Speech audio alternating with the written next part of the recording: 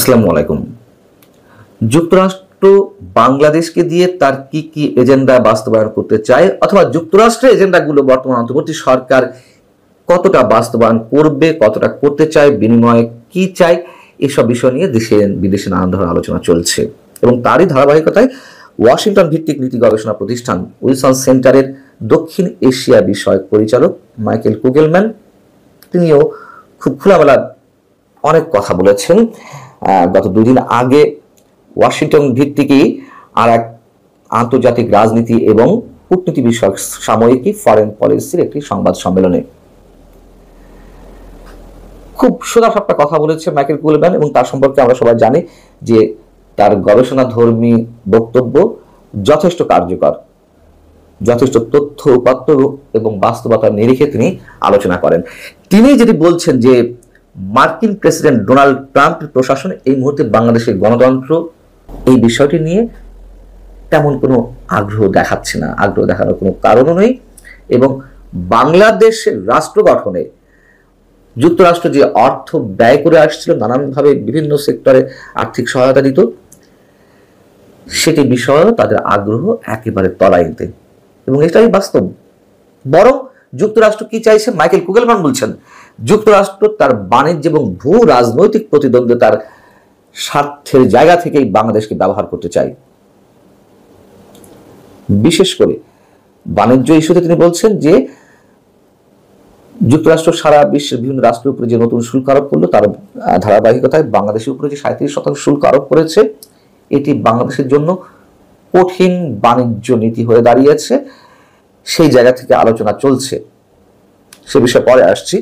এবং অবশ্যই তার যে ভূ রাজনৈতিক স্বার্থ, সে বিষয়েও নিশ্চয় কুগেলম্যান খুব খোলাসাভাবে কথা বলেছেন। তার আগে কয়েকদিন আগে মার্কিন পররাষ্ট্রমন্ত্রী মার্কো রুবিও এবং আমাদের প্রধান উপদেষ্টা ডক্টর মোহাম্মদ ইউনূসের মধ্যে যে ফোন আলাপ হলো, সেটি নিয়েও বিভিন্ন মহলে নানান ধরনের আলোচনা চলছে। কেউ বলছেন যে মার্কো রুবিও ভারতের পক্ষ হয়ে প্রধান উপদেষ্টা ধমক দিয়েছেন। আমি জানি না, তবে আমি যেটি আলোচনা করার চেষ্টা করছিলাম ওই দিনই, যে যুক্তরাষ্ট্র নিঃসন্দেহে করিডর ইস্যু, চট্টগ্রাম বন্দর এবং ভূ রাজনৈতিক নিরাপত্তা, কোন নিরাপত্তা, তাদের স্বার্থে যে নিরাপত্তাটি কাজ করছে, অর্থাৎ চীনকে মোকাবেলা করার ক্ষেত্রে তাদের যে কৌশল, সে বিষয়ে নিশ্চয় কথা বলেছেন। এবং সেটি মাইকেল কুগেলম্যান স্পষ্ট করেছেন। মানুষের সন্দেহ ওই দিন কেন তৈরি হয়েছিল যে মার্কো রুবিও কি কথা বললেন, যারা বলছেন ধমক দিয়েছেন, এটিও তাদের মনে করার কোনো কোনো ক্ষেত্রে যুক্তি থাকতে পারে। তার কারণ প্রধান উপদেষ্টা প্রেস উইং থেকে তো কোনো কিছু স্পষ্ট করা হয়নি, যেখানে মার্কিন স্টেট ডিপার্টমেন্টের ওয়েবসাইটে তুলে ধরা হলো যে কি কি বিষয় আলোচনা হয়েছে। এবং সেখানে স্পষ্ট যে আঞ্চলিক নিরাপত্তা, ভূ রাজনৈতিক নানান বিষয় এবং অর্থনৈতিক বিভিন্ন দিক নিয়ে আলোচনা হয়েছে। সেটিকে কেন্দ্র করে মাইকেল কুগেলম্যান বলছেন উভয় দেশের পক্ষ থেকে ওই ফোন আলাপের যে বিবরণ প্রকাশ করা হয়েছে, তাতে স্পষ্ট হয়েছে যে ওয়াশিংটনের কাছে এখন ঢাকার সঙ্গে সম্পর্কের গুরুত্ব বাণিজ্য ও আঞ্চলিক বৃহত্তর শক্তিগুলোর সঙ্গে পাল্লা দেওয়ার ক্ষেত্রে, প্রতিযোগিতার ক্ষেত্রে। এবং এটাই স্পষ্ট, কোনো ধরনের ভুল নেই। আঞ্চলিক বৃহত্তর শক্তিগুলোর সঙ্গে পাল্লা দেওয়া বলতে ইন্দো প্যাসিফিক অঞ্চলের যে নিরাপত্তা, তার দৃষ্টিতে সেটিকে সুসংহত করা, আর সেটি করতে গেলে চীনকে প্রতিহত করতে হবে, চীনকে মোকাবেলা করতে হবে, এই অঞ্চলে তার শক্তিমত্তা প্রদর্শনের বিষয়টি। মাইকেল কুগেলম্যান আরো একটি খুব গুরুত্বপূর্ণ বিষয়ে কথা বলেছেন, সেটি হচ্ছে বাংলাদেশ এ যাবৎ জোট নিরপেক্ষ পররাষ্ট্র নীতিতে জোর দিয়ে আসছিল, সেটাই তাদের নীতি এবং সেই নীতিতে তারা অটল ছিল।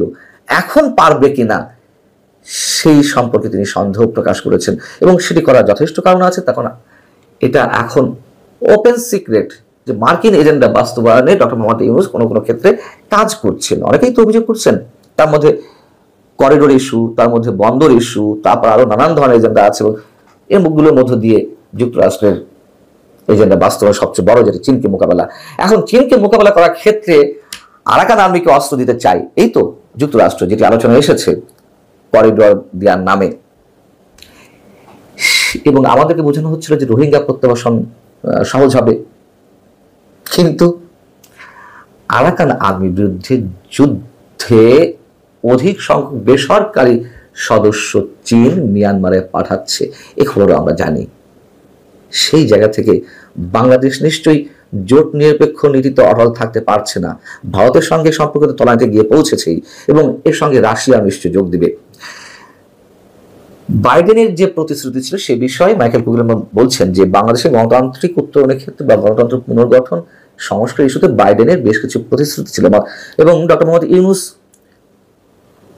যুক্তরাষ্ট্রের ডেমোক্রেট দলের সঙ্গে সম্পর্ক তার খুবই ভালো। বাইডেনের লোক ছিল এরকম অনেকে বলেন। হিলারি ক্লিনটন তো রয়েছেন আমাদের প্রধান উপদেষ্টার খুব কাছের বন্ধু। কিন্তু ডোনাল্ড ট্রাম্প ক্ষমতায় আসার পরে সেই ধরনের প্রতিশ্রুতির ধার তিনি ধারছেন না, বরং তিনি দ্বিতীয় মেয়াদে ক্ষমতা আসার পর বাংলাদেশের নীতিতে উল্লেখযোগ্য পরিবর্তন এনেছেন এবং তার মধ্যে আর্থিক সহায়তা অনেক ক্ষেত্রে প্রায় তলানিতে নিয়ে এসে পৌঁছেছেন। আর চট্টগ্রাম বন্দর কিংবা করিডোর ইস্যুতে যদি নতুন করে বলতে হয়, চট্টগ্রাম বন্দর বিদেশি কোম্পানির হাতে দেওয়া যাবে না, বিএনপি সহ হাতে গোনা দুই একটি রাজনৈতিক দল বাদে আর সবাই, ইভেন জামাতও বিরোধিতা করেছে। কিন্তু চট্টগ্রাম বন্দর দেওয়া হচ্ছে যুক্তরাষ্ট্রের সঙ্গে যাদের খুব ভালো সম্পর্ক, তাদের এজেন্ডা বাস্তবায়ন করে আবুধাবি ভিত্তিক ডিপি ওয়ার্ল্ড। কিন্তু সন্দেহের যে জায়গাটি তৈরি হয়েছে, ডিপি ওয়ার্ল্ডকে দেওয়া হবে এটি কনফার্ম মানে তারা দিতে চাই, স্ট্রং পজিশন রয়েছে, নীতিতে অটল রয়েছে ডক্টর মোহাম্মদ ইউনূস সরকার। কিন্তু সাইড পাওয়ার টেক লিমিটেডের সঙ্গে চট্টগ্রাম বন্দর পরিচালনার চুক্তি শেষ হয়ে গেছে।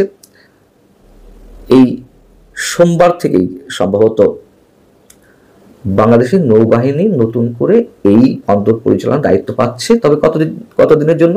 6 মাসের জন্য। কথা হচ্ছে কেন 6 মাসের জন্য নৌবাহিনীকে অন্তর্ভুক্ত করতে হলো? ডিপি ওয়ার্ল্ডকে ছেড়ে দিত।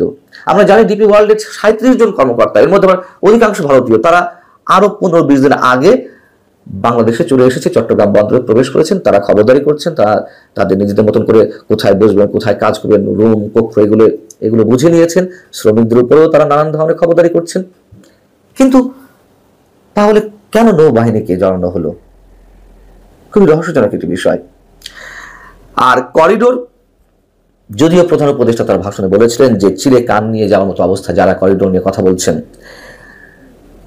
যতই তিনি কথা বলুন না কেন, বাংলাদেশের রাষ্ট্রের সঙ্গে পরোক্ষ প্রত্যক্ষভাবে জড়িত বিভিন্ন রাজনৈতিক দল বলি, কনসার্ন আরো যে প্রতিষ্ঠানগুলো রয়েছে এবং রাজনীতিবিদ থেকে শুরু করে কেউ তার কথায় এখনো আস্থা স্থাপন করতে পারেনি।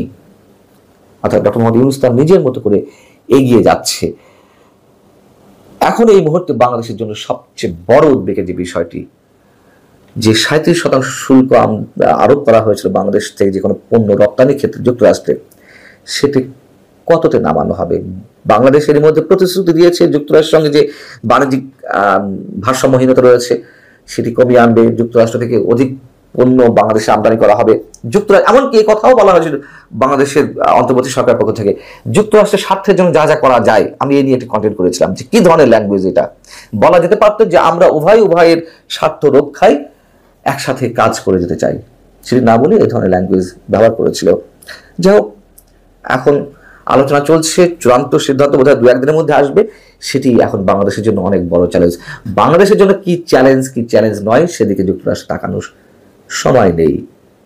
যুক্তরাষ্ট্র তার এজেন্ডা বাস্তবায়ন করবে এবং এই সরকার সম্ভবত সেই পথেই হেঁটে চলেছে, এটি অনেকখানি স্পষ্ট আমাদের কাছে। সেদিক থেকে মাইকেল কুগেলম্যানের যে ব্যাখ্যা, যে বিশ্লেষণ, তার সাথে আমাদের বিশ্লেষণে কোনো পার্থক্য নেই। ভালো থাকুন সবাই। আল্লাহ হাফেজ।